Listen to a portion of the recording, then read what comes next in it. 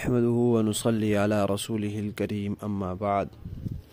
ترجمے والے قرآن پاک کا صفحہ نمبر 869 ایک کم 70، 24واں پارہ، سورہ زمر، چھٹا رکوع، آیت نمبر 59 تا 61، بلکہ 59 تا 63۔ اعوذ باللہ من الشیطان الرجیم، بسم اللہ الرحمن الرحیم۔ بلا قد جاءتك آیاتی فکذبت بها واستکبرت وکنت من الكافرین۔ ويوم القيامة ترى الذين كذبوا على الله وجوههم مسودة أليس في جهنم مثوى للمتكبرين۔ وينجي الله الذين اتقوا بمفازتهم لا يمسهم السوء ولا هم يحزنون۔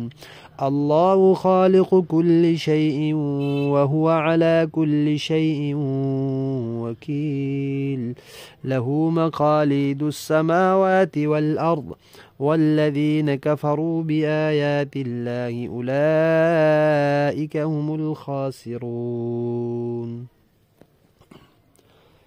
صدق اللہ العظیم۔ پچھلی آیات میں یہ بات آئی تھی کہ اللہ تعالیٰ کی طرف سے تمہاری طرف جو بہترین باتیں نازل کی گئی ہیں قرآن میں، نبی پاک کے ارشادات میں، تم ان کی پیروی کرو۔ ایسا نہ ہو کہ پھر قیامت کے دن تم یہ کہو کہ ہائے میں تو بڑا برا کام کیا، میں مذاق اڑاتا تھا، ہائے اللہ مجھے ہدایت دیتا، ہائے مجھے واپس جانے کا موقع مل جائے، تو پھر وہاں یہ ہائے وائے نہ کرو۔ جب کوئی یہ کہے گا تو اس کو وہاں جواب کیا ملے گا، یہ اللہ تعالیٰ نے آگے ذکر کیا ہے۔ فرمایا اس سے کہا جائے گا جی ہاں آپ کے پاس میری آیتیں آئی تھیں، تمہارے پاس میری آیتیں پہنچی تھیں، تو تم نے ان کو جھٹلا دیا تھا۔ تم کہتے ہو اللہ مجھے ہدایت دیتا، اللہ نے تو بھیج دی تھی، تو تم نے اس کے ساتھ کیا سلوک کیا تھا؟ جھٹلایا تھا، اور ماننے سے انکار کیا تھا، تکبر کیا تھا، اور تو کافروں میں شامل رہا تھا۔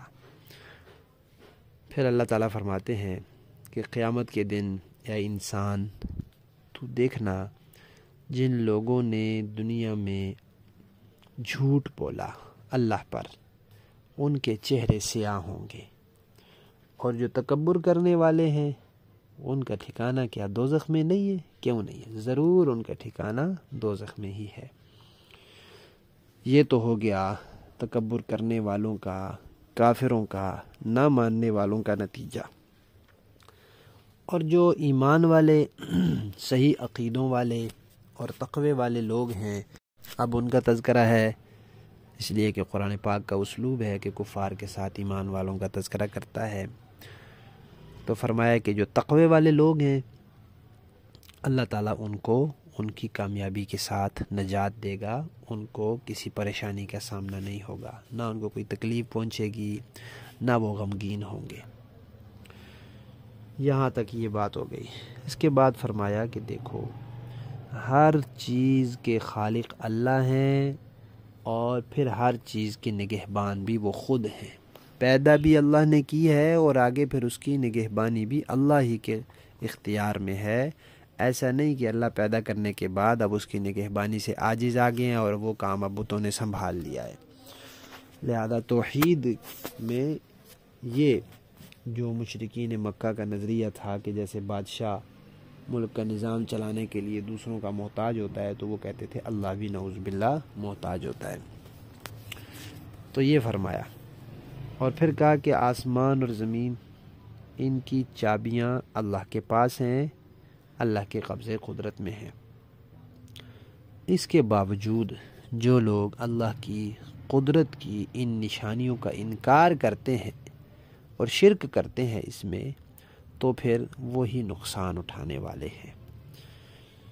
لفظی معنی دیکھیے، بلا یعنی وہ جو کافر ہوگا، جو کہے گا کہ میرے پاس ہدایت، مجھے اللہ ہدایت دیتا تو میں بھی ایسا ہوتا، مجھے واپس بھیجا جائے، تو اللہ تعالیٰ فرمائیں گے بلا، جی ہاں کیوں نہیں، قد جاءت کا پکی بات ہے کہ تیرے پاس آئی تھیں آیاتی میری آیات، میرے احکامات، میری طرف سے نشانیاں، فکذبتا تو تو نے جھٹلا دیا تھا، بہا ان کو، واستکبرتا اور تو نے تکبر کیا تھا، وکنتا اور تو تھا من الکافرین کافروں میں سے، ویوم القیامتی اور اللہ فرماتے ہیں قیامت کے دن اے انسان، ترا تو دیکھے گا، الذین ان لوگوں کو، کذبوا جنہوں نے جھوٹ بولا ہے دنیا میں، علی اللہ اللہ پر، وجوہہم ان کے چہرے، مسودہ سیاہ پڑے ہوئے ہوں گے،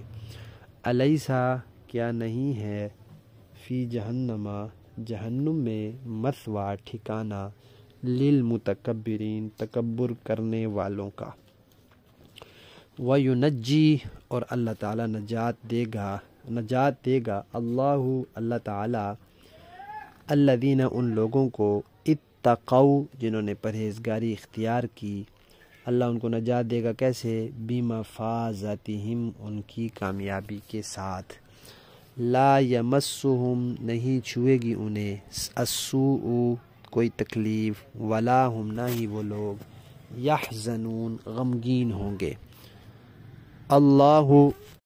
اللہ تعالی خالق پیدا کرنے والا ہے، کل شیء ہر چیز کا، وہو اور وہی، علی کل شیء ہر چیز پر، وکیل نگہبان ہے، لہو اسی کے اختیار میں ہیں، مقالید چابیاں، السماوات آسمانوں کی، والارض اور زمین کی، والذین اور وہ لوگ جنہوں نے کفروا انکار کیا، جو منکر ہوئے، بآیات اللہ اللہ کی قدرت کی ان نشانیوں کے، آیات سے مراد یہاں قدرت کی نشانیاں ہیں، اولئک یہی لوگ ہیں، ہم الخاسرون جو نقصان میں رہیں گے۔ با محاورہ دیکھیں جی، بلا قد جاءتك آیاتی فکذبت بها واستکبرت وکنت من الکافرین، جی ہاں تجھے ہدایت کیوں نہیں دی گئی، میری آیتیں تیرے پاس آ چکی تھی، پھر تو نے انہیں جھٹلایا اور بڑائی کے گھمنڈ میں پڑ گیا اور کافروں میں شامل رہا۔ وَيَوْمَ الْقِيَامَةِ تَرَى الَّذِينَ كَذَبُوا عَلَى اللَّهِ وُجُوهُهُم مُّسْوَدَّةٌ أَلَيْسَ فِي جَهَنَّمَ مَثْوًى لِّلْمُتَكَبِّرِينَ، اور قیامت کے دن تم دیکھو گے کہ جن لوگوں نے اللہ پر جھوٹ باندھا ہے ان کے چہرے سیاہ پڑے ہوئے ہیں، کیا جہنم میں ایسے متکبروں کا ٹھکانہ نہیں ہوگا۔ وَيُنَجِّي اللَّهُ الَّذِينَ اتَّقَوْا بِمَفَازَتِهِمْ لَا يَمَسُّهُمُ السُّوءُ وَلَا هُمْ يَحْزَنُونَ، اور جن لوگوں نے تقوی اختیار کیا ہے اللہ ان کو نجات دے کر ان کی مراد کو پہنچا دے گا، انہیں کوئی تکلیف چھوئے گی بھی نہیں اور نہ انہیں کسی بات کا غم ہوگا۔ اللہ خالق کل شیء وہو علی کل شیء وکیل، اللہ ہر چیز کا پیدا کرنے والا ہے اور وہی ہر چیز کا خود رکھوالا ہے۔ لہ مقالید السماوات والارض، سارے آسمان اور زمین کی کنجیاں اسی کے پاس ہیں، والذین کفروا بآیات اللہ اولئک هم الخاسرون، اور جنہوں نے اللہ کی نشانیوں کا انکار کیا ہے گھاٹے میں رہنے والے وہی ہیں۔ صدق اللہ العظیم۔